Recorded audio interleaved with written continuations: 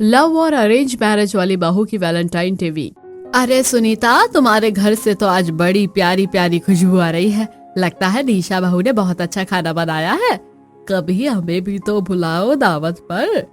सुनीता अपनी बहू की तारीफ सुनकर खुश हो ही रही होती है कि तभी सामने बैठी रेखा तुरंत बात काटते हुए बोल पड़ती है। अरे सविता बहन, तुम गलत समझ रही हो। खाना निशा ने नहीं, सुनीता बना रही होगी, क्योंकि इसकी ही बहू तो सुबह 10 बजे से पहले उठती ही नहीं। परसों ही देखा था मैंने, सुनीता उसे आवाज लगाकर उठा रही थी। अरे सुनीता, क्या सच में? लेकिन रेखा भाभी, सच बताऊं तो आपकी बात सुनकर भी यकीन नहीं हो रहा। वैसे तो लोग कहते हैं कि लव मैरिज वाली बहुएं ऐसी ही होती है, मगर निशा को देखकर तो ऐसा लगता ही नहीं।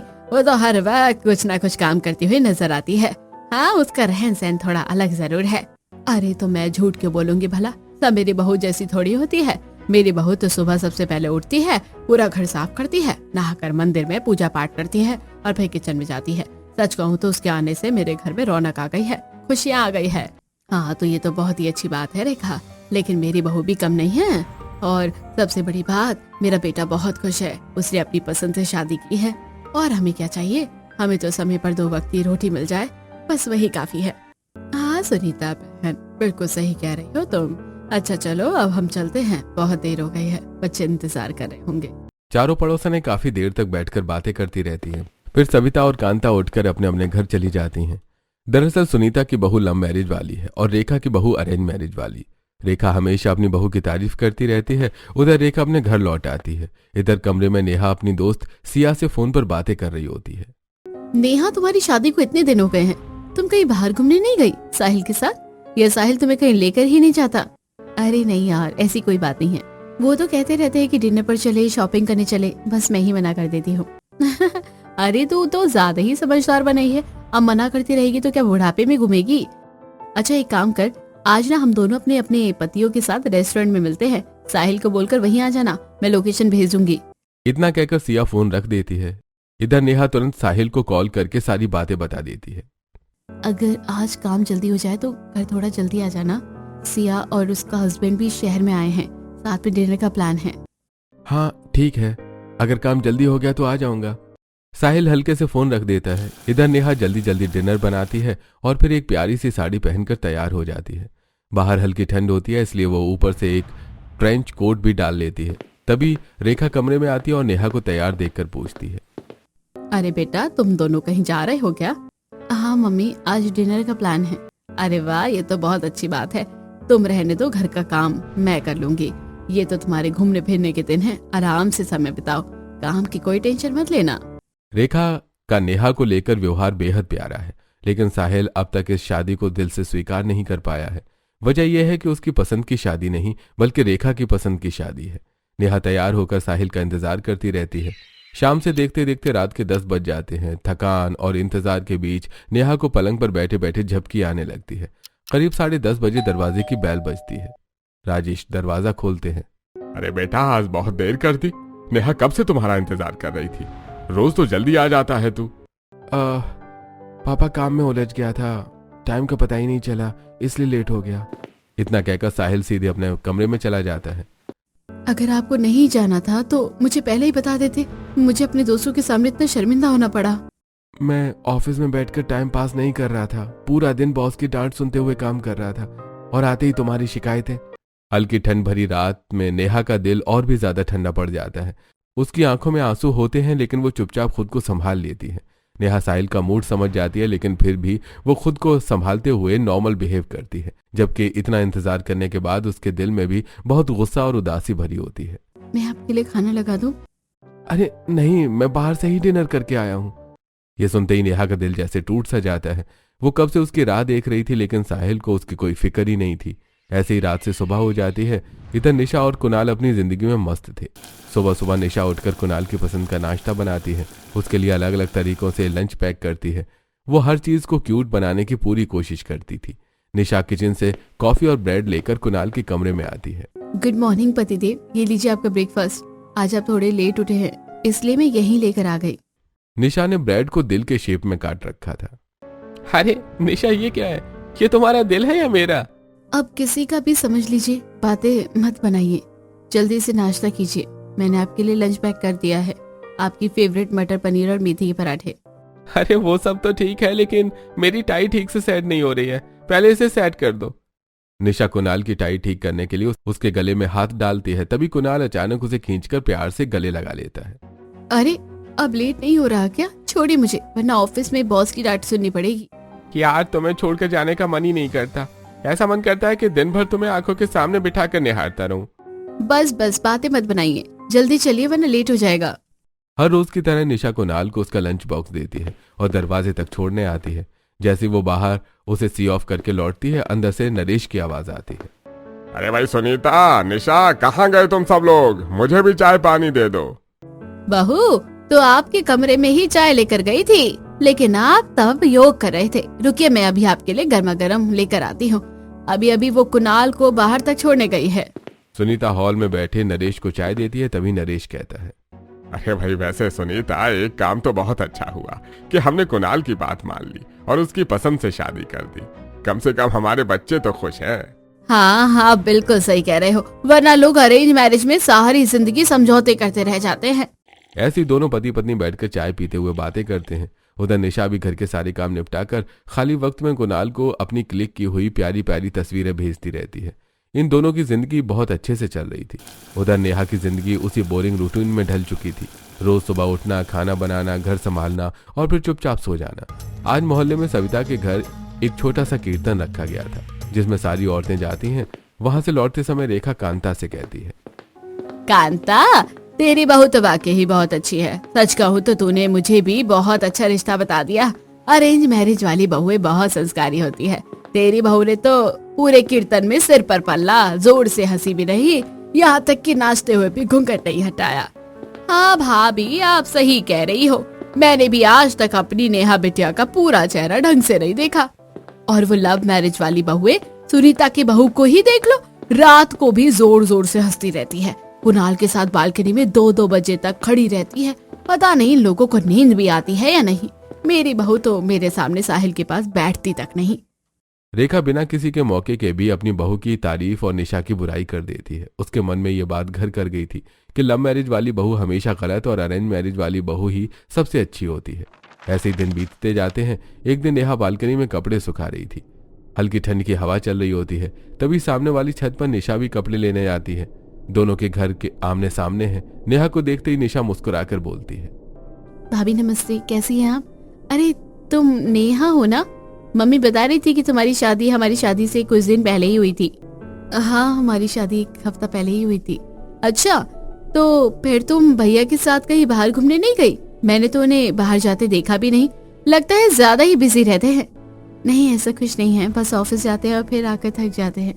अच्छा, तो संडे अपना ही तो होता है ना, क्यों ना इस संडे प्लान बनाए? पता है यहाँ पास में एक नया रेस्टोरेंट खुला है कपल्स थीम पर। तो मुझे अपना नंबर दो, मैं तुम्हें लोकेशन भेज दूंगी। संडे को वही मिलते हैं। इस तरह दोनों का नंबर एक्सचेंज हो जाता है और देखते ही देखते संडे आ जाता है। संडे की सुबह निशा जल्दी उठ जाती है। आज उसे कुणाल के साथ पूरा दिन बाहर घूमना है। वो उसकी फेवरेट कॉफी बनाकर देती है और उसके पास बैठकर प्यार से बोलती है, आज आपके क्या प्लान है पतिदेव? अरे आज का मेरा पूरा दिन आपकी सेवा में हाजिर है मेरी प्यारी पत्नी जी। कुणाल की बातें सुनकर निशा जोर से हंस पड़ती है। अच्छा तो फिर सुनो, आज हम पहले पार्लर चलेंगे। मुझे हेयर कट और फेशियल करवाना है, उसके बाद शॉपिंग, फिर डिनर और फिर घर। As you wish my dear wife. आपका ये दूध हर समय आपकी सेवा में हाजिर रहेगा। चलो ज्यादा मक्खन मत लगाओ, जल्दी तैयार हो जाओ। और हाँ, कल से जिम ज्वाइन करनी है तुम्हें। हेल्दी खाना खिलाने की जिम्मेदारी मेरी है। देखो तो जरा कैसे मोटे होते जा रहे हो।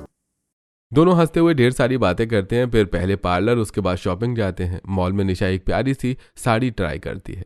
कुणाल देखो ना, ये साड़ी कितनी प्यारी लग रही है। हाँ, ये कलर तुम पर बहुत जच रहा है, बिना सोचे इसे पैक करा लो। निशा जैसे ही प्राइस टैग देखती है अचानक शांत हो जाती है। साड़ी काफी महंगी होती है। कुणाल उसके चेहरे के भाव समझ जाता है और चुपचाप जाकर वही साड़ी पैक करा देता है। अरे नहीं, मैं कुछ और ट्राई कर लूं। ये साड़ी मुझे इतनी अच्छी नहीं लग रही है, इसका कलर थोड़ा फीका है। अरे हाँ, तो अच्छा लगे वो ले लो। निशा थोड़े कम दाम वाले कपड़े खरीद लेती है, लेकिन कुणाल ने उसके लिए वो महंगी साड़ी ले ही ली होती है। उसके बाद दोनों डिनर करते हैं और घर लौट आते हैं। घर आकर निशा अपनी शॉपिंग मम्मी पापा को दिखाती है। बेटा, सारे कपड़े बहुत अच्छे लग रहे हैं। अरे मम्मी, सिर्फ मेरे लिए थोड़ी है, ये प्यारी सी साड़ी आपके लिए और पापा के लिए ये वाला कुर्ता। देखिए कुणाल का भी ऐसा है, आप दोनों ट्रेनिंग करना, बहुत अच्छे लगोगे। निशा सिर्फ अपने लिए नहीं बल्कि सबके लिए शॉपिंग करती है। उसकी यही आदत कुणाल को सबसे ज्यादा पसंद है। कमरे में जाते ही कुणाल वो साड़ी निशा को दे देता है। कुणाल, तुमने ये साड़ी खरीद ली, ये बहुत महंगी थी और उसके बाद भी तुमने मुझे इतने कपड़े दिला दिए। अरे बाबू, मैं कमाता ही तुम्हारे लिए हूँ। अगर तुम्हारे शौक पूरे नहीं कर पाऊंगा तो मेरे पैसों का क्या फायदा। इस तरह निशा और कुणाल का संडे बहुत खूबसूरती से गुजरता है। लेकिन इधर नेहा हर बार की तरह इंतजार करती ही रह जाती है।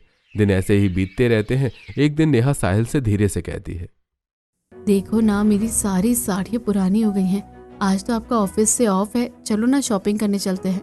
ऑफ तो है लेकिन मुझे काम करना है। एक प्रोजेक्ट मिला है। तुम ऐसा करो, मेरा कार्ड ले जाओ और मम्मी के साथ शॉपिंग कराओ। पर मैं सोच रही थी कि बाहर डिनर भी कर लेंगे। देखो ना, शादी के बाद हम कहीं भी नहीं गए हैं। बाहर का खाना बहुत अनहेल्दी होता है, तुम घर पर ही कुछ अच्छा बना लो। नेहा उत्साहित होकर पूछती है, अच्छा बताइए ना, आपके लिए क्या बनाऊं? मेरे लिए तुम मलाई कोफ्ता, कढ़ाई पनीर और हाँ, साथ में लच्छा पराठे बना दो। ये पहला मौका था जब साहिल ने अपनी पसंद खुद नेहा को बताई। नेहा इतनी खुश हो जाती है जैसे उसे कोई खजाना मिल गया हो। वो बड़े प्यार से खाना बनाती है, सजाकर प्लेट में परोसती है। साहिल खाना खाता है और कैसा बनाए खाना? नमक ठीक है ना? ठीक है, अच्छा बना है। इतने प्यार से बनाया गया खाना और इतना ठंडा रिस्पॉन्स, नेहा का दिल टूट जाता है। शादी को 2-3 महीने हो चुके थे लेकिन आज तक नेहा ने साहिल के मुंह से कोई प्यार भरा शब्द नहीं सुना था। और फिर फरवरी का महीना आ जाता है, वैलेंटाइंस वीक शुरू हो जाता है। निशा इस वीक के लिए बेहद एक्साइटेड होती है। एक्साइटेड नेहा भी होती है लेकिन उसके लिए सब कुछ साहिल पर डिपेंड करता है। कुछ दिन ऐसे ही बीत जाते हैं। एक सुबह कुणाल थोड़ा जल्दी उठता है और खुद से मुस्कुरा कर कहता है, अरे आज तो 7 फरवरी है, यानी रोज डे। जल्दी से मैडम के लिए गुलाब ऑर्डर कर देता हूँ, उसके बाद सो जाऊंगा। इतना सोचकर कुणाल अपने मोबाइल से निशा के लिए रोज डे का स्पेशल सरप्राइज ऑर्डर कर देता है और फिर चैन से वापस सो जाता है। उधर निशा सुबह जल्दी उठ जाती है, सबके लिए नाश्ता बनाती है और कुणाल को जगाने जाती है। उठ जाओ यार, कितना लेट हो रहा है, कब उठोगे? कुणाल आंखें मलता हुआ उठता है और फ्रेश होने चला जाता है। इधर निशा मन ही मन में सोचती है, मैं तो सोच रही थी कि रोज डे पर ये मुझे सरप्राइज देगा, लेकिन इसे तो कुछ भी याद नहीं है। निशा अभी यही सोच रही होती है कि तभी डोरबेल बजती है। वो जाकर दरवाजा खोलती है। सामने डिलीवरी बॉय होता है जो एक खूबसूरत सा पैकेट देकर चला जाता है। निशा जल्दी से कमरे में जाकर पैकेट खोलती है। Wow, it's so beautiful, thank you, you are the best husband in the world. वो खुशी खुशी कुणाल की तरफ देखती है। और मेरे सामने ऐसे नाटक कर रहे थे जैसे आपको याद ही नहीं है। मैं भी सोचू 6 साल के रिलेशनशिप के बाद कोई इतना इम्पोर्टेंट डे कैसे भूल सकता है। अरे जब तुम्हें सब पता है तो बेकार की बातें क्यों सोचती हो। इस तरह निशा और कुणाल प्यार से रोज डे मनाते हैं। उधर नेहा ने भी साहिल के लिए एक छोटा सा सरप्राइज प्लान किया होता है। वो एक गुलाब साहिल के तकिए के पास, दूसरा उसकी घड़ी के पास और तीसरा उसके टिफिन बॉक्स के ऊपर रख देती है। लेकिन साहिल तीनों गुलाबों को पूरी तरह नजरअंदाज कर देता है। वो सिर्फ टिफिन उठाता है और गुलाब वहीं छोड़कर चला जाता है। ये सब देखकर नेहा का दिल बुरी तरह से टूट जाता है। आज पहली बार रेखा भी ये सब नोटिस कर लेती है। वो राजेश से कहती है, बेचारी दिन भर कितना काम करती है, सर्दी गर्मी कुछ नहीं देखती, और ये साहिल है, इसकी फीलिंग्स की कोई कदर ही नहीं। अरे तुम बेकार की टेंशन मत लो, साहिल को एडजस्ट करने में थोड़ा टाइम लगेगा। अभी 2-3 महीने हुई हो तो अभी 2-3 महीने ही तो हुए हैं उनकी शादी को, सब ठीक हो जाएगा। ऐसे ही रोज डे बीत जाता है। अब 8 फरवरी को प्रपोज डे आता है। आज कुणाल को जल्दी ऑफिस जाना होता है तो वो रोज की तरह जल्दी निकल जाता है। निशा घर का सारा काम निपटाने के बाद अपने कमरे में बैठकर खुद से सोचती है, क्यों ना आज मैं ही इसे सरप्राइज हूँ, देखना कितना खुश होगा। निशा पूरे कमरे को फूलों से सजा देती है। सारी लाइट्स ऑफ करके चारों तरफ कैंडल्स जला देती है। पूरा कमरा एकदम रोमांटिक वाइब देने लगता है। शाम को जैसी कुणाल की एंट्री होती है, निशा खूबसूरत सी ड्रेस पहनकर उसके सामने आती है। घुटनों के बल बैठकर एक डायमंड रिंग निकालती है। क्या तुम सारी जिंदगी मेरे साथ रहोगे? कुणाल खुशी से झूम उठता है। वो दोनों हाथों से निशा को उठा लेता है। अरे ऑफ कोर्स माय लव, मैं इस जन्म और अगले 7 जन्म तक सिर्फ तुम्हारा ही रहूंगा। इस तरह दोनों का प्रपोज डे बेहद खूबसूरत तरीके से सेलिब्रेट होता है। उधर नेहा ने भी अपने हिसाब से कुछ तैयारियां की थी। उसने साहिल के लिए एक क्यूट सी टी-शर्ट ऑर्डर की होती है जिस पर लिखा होता है, will you be my best friend for ever. थोड़ी देर बाद साहिल कमरे में आता है। नेहा प्यार से उसे गिफ्ट देती है। साहिल बॉक्स खोलता है। उसके अंदर एक खूबसूरत सी रिंग होती है। नेहा, तुम क्या बच्चों वाली हरकतों में लग गई हो? तुम्हारे पास इन फालतू कामों के लिए टाइम कहां से आता है? मुझे पता है तुम्हारी फीलिंग्स, तुम्हें यह सब करने की जरूरत नहीं है। हर बार की तरह इस बार भी साहिल ने नेहा का दिल तोड़ दिया। उसे इस बात का अंदाजा भी नहीं कि नेहा ये सब कितने प्यार से करती है। फिर अगला दिन चॉकलेट डे होता है। नेहा फिर भी हिम्मत नहीं हारती। उसने साहिल के लिए ढेर सारी चॉकलेट्स ऑर्डर कर रखी होती हैं। सुबह जैसे ही साहिल उठता है उसे अपने फोन के पास एक चॉकलेट रखी हुई मिलती है। वो उसे उठाकर रख लेता है। थोड़ी देर बाद ऑफिस के लिए तैयार होकर बाहर निकलने लगता है। तभी नेहा उसके पास आकर मुस्कुराते हुए एक बड़ा सा चॉकलेट बॉक्स देती है। Happy chocolate day. Thank you very much, लेकिन तुम्हें पता होना चाहिए मुझे डेयरी मिल्क बिल्कुल भी पसंद नहीं है। अब ये सब तुम ही रख लो, तुम खा लेना, मैं ऑफिस जा रहा हूँ। इस तरह आज भी साहिल ने नेहा का चॉकलेट डे बेकार कर दिया। बेचारी ने कितनी मेहनत की थी, लेकिन आज भी उसकी कोशिशें बेकार चली गईं। उधर चॉकलेट डे पर कुणाल निशा को ढेर सारी अलग अलग तरह की चॉकलेट्स गिफ्ट करता है। इतनी सारी चॉकलेट्स और मेरी फेवरेट किटकैट, डेयरी मिल्क, तुम कितने अच्छे हो। तुम्हें सब कुछ कैसे याद रहता है? अरे जितनी अच्छी तुम हो मैं उससे थोड़ा कम अच्छा हूँ। बस तुम्हारे लिए हर चीज बेस्ट करना चाहता हूँ। तुम्हारे साथ खूबसूरत यादें मनाना चाहता हूँ। आओ, सच में तुम्हें पाकर मैं खुद को बहुत लकी समझती हूँ। इस तरह कुणाल और निशा का चॉकलेट डे भी बेहद खूबसूरत गुजरता है। अगले दिन टेडी डे होता है। आज नेहा कुछ क्यूट करने की कोशिश करती है। उसने एक बड़ा सा टेडी बियर कॉस्ट्यूम ऑर्डर किया होता है, जो साहिल के ऑफिस से आने से पहले डिलीवर हो जाता है। साहिल जैसे ही घर आता है, मम्मी नेहा कहाँ है? दिखाई नहीं दे रही है, क्या मायके चली गई है? नहीं बेटा, ऐसा कुछ नहीं है, यही घर पर। हाँ, उसकी मम्मी का फोन आया था, लेकिन उसने कहा कि बाद में आऊंगी। किचन में खड़ी नेहा ये सब सुन रही होती है। उसे एहसास होता है कि चलो उसके होने या ना होने से साहिल को फर्क तो पड़ता है। साहिल अपने कमरे में चला जाता है। थोड़ी देर बाद नेहा टेडी वाली ड्रेस पहनकर चुपके से उसके सामने आती है और क्यूट सी हरकतें करते हुए टेडी डे विश करती है। Happy teddy day. अरे यार, तुमने तो मुझे डरा ही दिया। ये क्या पहन रखा है तुमने? तुम तो पूरी भालू लग रही हो। आपके लिए मैं कुछ भी बन सकती हूँ। नेहा, मुझे ये सब पसंद नहीं है, मैं ऐसे ही खुश हूँ। तुम ये सब मत किया करो प्लीज।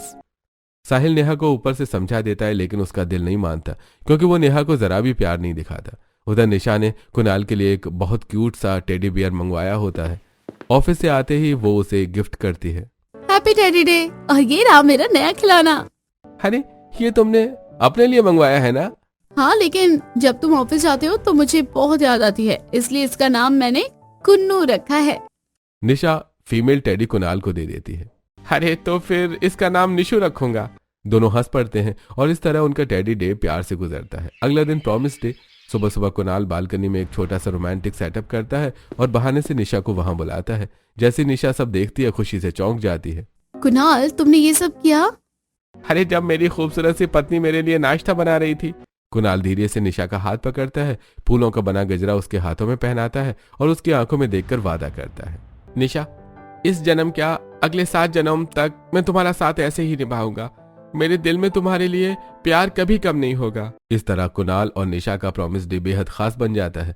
उधर नेहा भी साहिल का हाथ पकड़कर उसे वादा करती है, मैं हमेशा आपका साथ निभाऊंगी, सुख दुख में हमेशा आपके साथ रहूंगी। लेकिन साहिल बिना कुछ बोले चुपचाप कमरे से बाहर चला जाता है। नेहा वहीं खड़ी रह जाती है। अगला दिन हग डे। निशा पीछे से आकर कुणाल को कसकर गले लगा लेती है। दोनों देर तक एक दूसरे से बातें करते रहते हैं। उधर नेहा जब साहिल को हक करने जाती है, नेहा ये बच्चों वाली हरकतें मत किया करो, कितनी बार कहा है, देखो कितना टाइम हो गया और तुम अब तक इन ड्रामों में लगी हुई हो। मेरा सारा काम हो चुका है, अगर आपके पास मुझे हक करने के लिए 2 मिनट भी नहीं है तो इसमें मेरी कोई गलती नहीं है। इस तरह अरेंज मैरिज और लव मैरिज वाली बहुओं का वैलेंटाइंस वीक बिल्कुल अलग अलग तरीके से चल रहा था।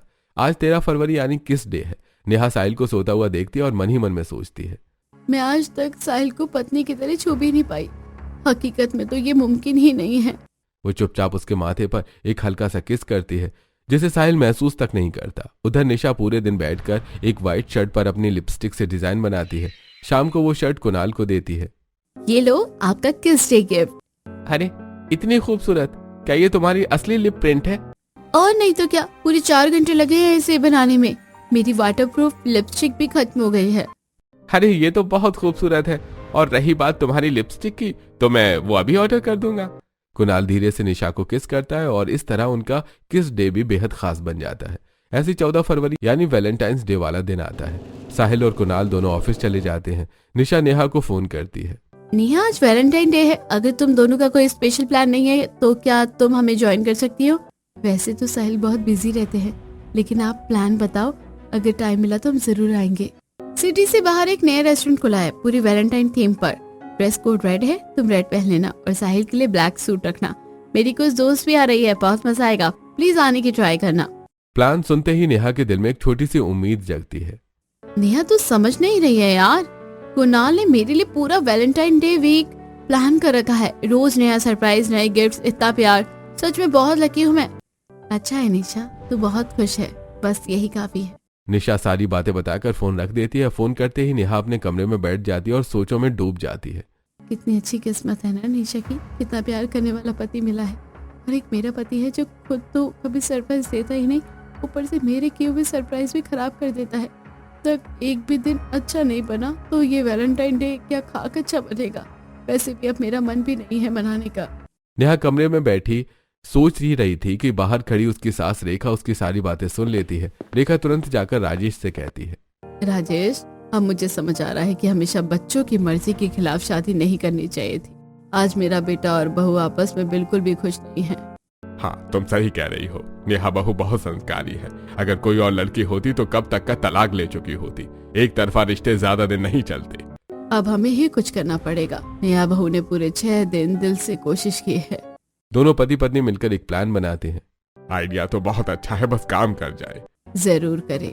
रेखा नेहा के कमरे में जाकर उसे लाल रंग की साड़ी देते हुए कहती है, नेहा बेटा, आज तुम्हारी राशि में लाल रंग का पहनना बहुत शुभ बताया जा रहा है। ये साड़ी पहनकर तैयार हो जाओ, मैंने खास तुम्हारे लिए रखी थी। वैसे तो नेहा आज कुछ भी करने का उसका मन नहीं था, लेकिन वो अपनी सास की बात कभी नहीं टालती। वो चुपचाप साड़ी पहनकर तैयार हो जाती है। थोड़ी देर बाद रेखा फिर उसके कमरे में आती है। बेटा, मैं और तेरे पापा बाहर जा रहे हैं तेरे ताऊजी से मिलने। शाम को देर तक लौटेंगे, हमारे लिए खाना मत बनाना। ये कहकर रेखा और राजेश घर से निकल जाते हैं। थोड़ी देर बाद ऑफिस से साहिल भी लौट आता है। आज बड़ा थक गया हूँ यार। तभी उसका फोन बजता है। साहिल बेटा, हम शहर के बाहर खड़े हैं। एक बाइक वाले ने तुम्हारे पापा को साइड मार दी है, उन्हें चोट लग गई है। तुम जल्दी आ जाओ। मम्मी आप लोकेशन भेजो, मैं अभी आता हूँ। क्या हुआ? अरे मम्मी पापा का एक्सीडेंट हो गया है, जल्दी नीचे आओ, हमें जाना होगा। नेहा और साहिल तुरंत लोकेशन पर पहुंच जाते हैं। साहिल रेखा को फोन करके कहता है, मम्मी हम यहीं खड़े हैं, आप दोनों देख नहीं रहे? बेटा, इस रेस्टोरेंट के अंदर आ जाओ। दोनों जैसे रेस्टोरेंट में पहुंचते हैं, पूरा माहौल देखकर हैरान रह जाते हैं। पूरा रेस्टोरेंट वैलेंटाइन थीम से सजा होता है। बेटा, वो सामने 7 नंबर की टेबल दिख रही है ना, वहीं बैठो, हमने तुम्हारे लिए बुक करवाई है। तभी राजेश फोन लेकर कहते हैं, अरे साहिल बेटा, अब तक जो हुआ उसे भूल जाओ। आज से अपनी जिंदगी की नई शुरुआत करो। हमने तुमसे जबरदस्ती शादी करवाई, यह हमारी बहुत बड़ी गलती थी, लेकिन अब तुम्हारी शादी हो चुकी है, इसे पूरे दिल से निभाओ। आज का वैलेंटाइन डे तुम्हारी जिंदगी में खुशियां लेकर आए। पापा की बातें सुनकर साहिल बहुत शर्मिंदा हो जाता है। मैं अपनी नाराजगी में इतना खो गया कि मैंने कभी नेहा की फीलिंग्स नहीं समझी। उसने हर पल मेरा साथ देने की कोशिश की। क्या कहा मम्मी पापा ने? कहाँ खो गया? कुछ नहीं, बस वो हमें सरप्राइज देना चाहते थे। मेरा तो दिल ही बैठ गया था। तभी साहिल घुटनों के बल बैठकर नेहा का हाथ अपने हाथ में लेता है। नेहा मुझे माफ कर दो, मैंने कभी तुम्हारी कदर नहीं की। तुमने इस रिश्ते को पूरे दिल से निभाया। क्या हम आज से नई शुरुआत कर सकते हैं? Will you be my Valentine? Yes, मैं इसी पल का इंतजार कर रही थी। मैं आपकी वैलेंटाइन बनने के लिए तैयार हूँ, इस जन्म में भी और अगले 7 जन्मों में भी। दोनों साथ में डांस करते हैं, खूब एंजॉय करते हैं। तभी निशा और कुणाल की नजर डांस कर रहे इन दोनों पर पड़ती है। नेहा, तुमने तो सरप्राइज कर दिया, सच में बहुत खुश हूँ तुम्हारे लिए। अरे भाभी, आप दोनों साथ में बहुत प्यारे लग रहे हो। चारों मिलकर डांस करते हैं और इस तरह कहानी की हैप्पी एंडिंग हो जाती है।